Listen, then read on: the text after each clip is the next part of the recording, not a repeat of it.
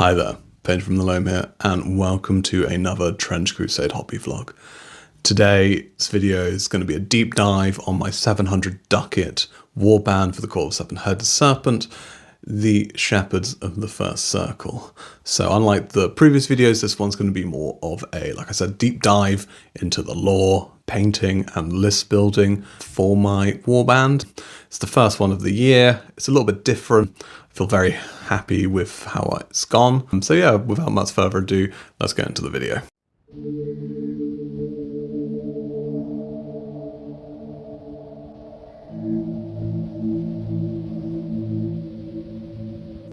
So for me, one of the biggest influences behind this warband was Inferno by Dante. It's the first part of a trilogy which describes Dante's journey through hell, purgatory, and then finally heaven. In this first installment, we follow Dante as he journeys through the circles of hell with his guide Virgil. One of the main draws for me for this is just the world building, the giving life to a two-dimensional space by giving it a landscape, atmosphere, its own mythology, its own characters. It just really inspired me to the point where if I think of hell, I think of the hell which is depicted by Dante, which is more so the case when you look at Trench Crusade, a game where you have the forces of Yahweh versus the forces of hell. So it just made sense for me to pull from Inferno. Now, for my warband, I'm very much, it's kind of like a mix. I know I said in a earlier episode that they're mainly based off of the first circle, which is Limbo, but I think it's more of a mix between the first circle and the sort of the start of the second circle, or like circle 1.5, which is the circle where Minos judges the damned and decides which circle of hell they get transported to. It's the mix of the multitudes which live in circle 1 and Limbo, that sort of liminal space, and the sort of transitional space of circle 1.5, which really just captured my imagination. And I just thought that it would be a good place for me to like dive into the game of Trench Crusade, especially with the miniatures I decided to go with.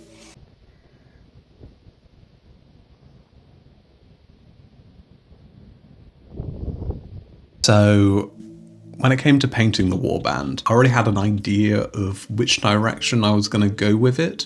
So one of the key factors, well, there are two key factors. The first one being there is a lot of flames on these miniatures. So color-wise, I'm already going to be leaning towards the more orange, yellow, and red. Secondly, I wanted to sort of tie the miniatures to the sort of background, so I thought I'd do that via sort of color. For me, Limbo has always been a grey blue place, very sort of liminal, with also like a lot of rust. So with those sort of elements, I was already set up for the direction the warband was going to take, and thankfully orange and blue go really well together because they are complementary colors. Next thing I wanted to, well, I knew that there was going to be flames, so I knew the flames were going to be orange, but I didn't know what was going to be blue, really. So I just made the decision that all fabric on this miniature is going to be blue. The blue I used is the Darkness by Army Painter. It's part of the John Blanche Part 2 paint set. So that was like the base blue for the fabrics, and then I brought that up to a sort of blue-grey using Celestia Grey and Ulthuan Grey. Another thing which I had to keep in mind was the temperature of the miniatures. Because the flame areas are really bright, I needed to counteract it more with some coolness. So one of the ways in which I wanted to cool the miniature down and sort of balance out that sort of temperature difference was armor. So for the armor, I used a lot of lead belcher because silver is quite a cool metal in nature compared to gold and brass and all of that. So it just felt like a smart choice to go with. We now have a lot of cool areas on these miniatures. How do we balance that again? So another way was to incorporate rust. So for the Hell Knight, Sorcerer, Praetor, I added just bits of rust. The Sorcerer is very heavy, very dark brown. For the Hell Knight, it's more using that sort of watered down Mournfang brown and just hitting like key areas to sort of add some warmth to the sort of cold metal areas, just to give that miniature that balance, so it's not too cold and it's not too warm. So I was just really happy with how it all went, really. It pushed me painting wise, especially in terms of flames, because it's not something I usually do, but I'm a firm believer in pushing yourself creatively and doing those things you're not too comfortable with, because by doing them you're learning even more.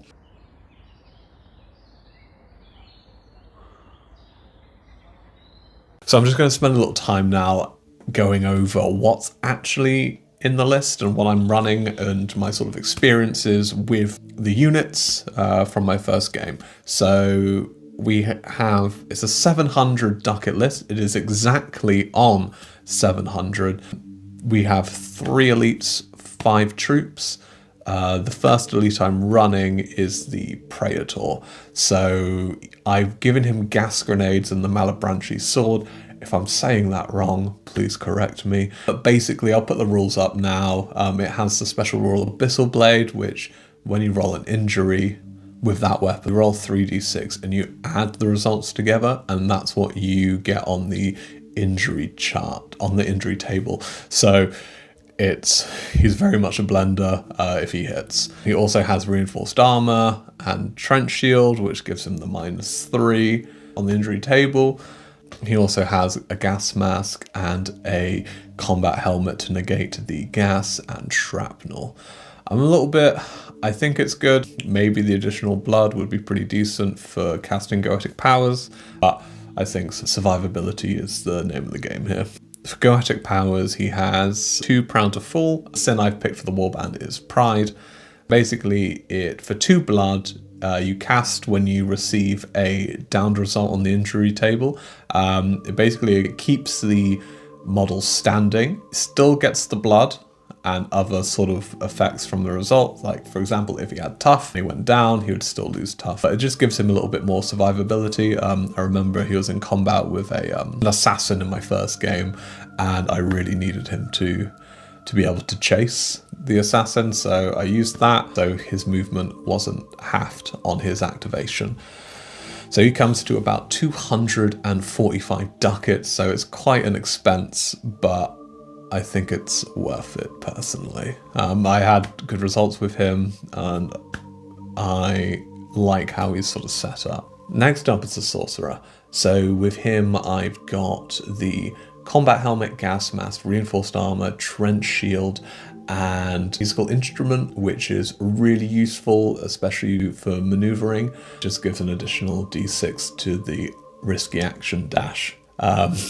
So it's good. For Goetic powers, he has Burning Inferno, which is a big fireball. It's the only ranged in the list, which is a little bit of the downside of this. Is very melee focused.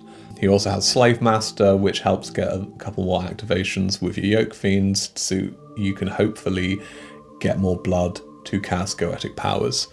Lastly, for my elites, I have the Hell Knight, who has the Gas Grenades, Hellblade, and sword/axe. He also has Infernal Armor, which gives a flat -2 to injury results, which is good, because if the weapon has Ignore Armor, he's still getting that -2 bonus, which is great. He also has Combat Helmet and Gas Mask. Again, he's very much like the Praetor. He is a blender, and just throw him at what you want to remove, and fingers crossed it will be removed. So for the troops, really simple. 2 Yoke Fiends with Torturer's instruments, so they're going to be blood generators, so we're going to have to keep them really, really safe. And the same with the Wretched. So I've got 2 Wretched with Trench Knife and a Wretched with Trench Club. So their main deal is to hide somewhere on the battlefield and generate blood for us. Last game, I did have a Yoke Fiend and a Wretched gunned down by a machine gun, which was a severe blow, and then another Wretched fell from no man's land into the trench he was trying to get into, and he died.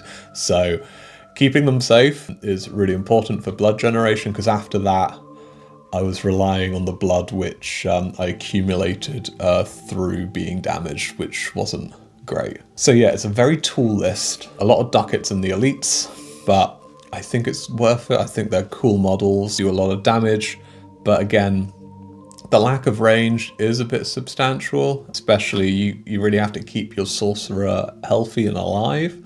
So that's kind of one of the downsides. And I think the blood generation and management is absolutely key when you're playing the Court of the Seven Headed Serpent, because your list is really reliant on the sort of goetic powers. Again, I've only had 1 game, but that's my sort of insights I've gotten from playing this.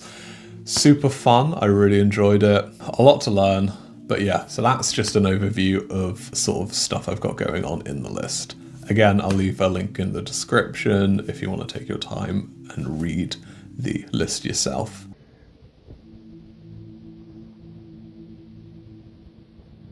So just a couple of final thoughts.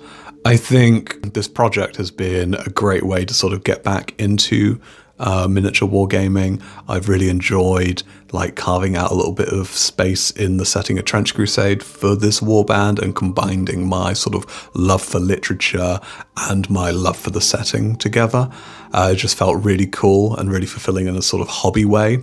Painting them, it's been so good to get back into miniature painting properly and to sort of improve and challenge myself. And as I said, I think you should always challenge yourself. Yeah, it's just been really cool.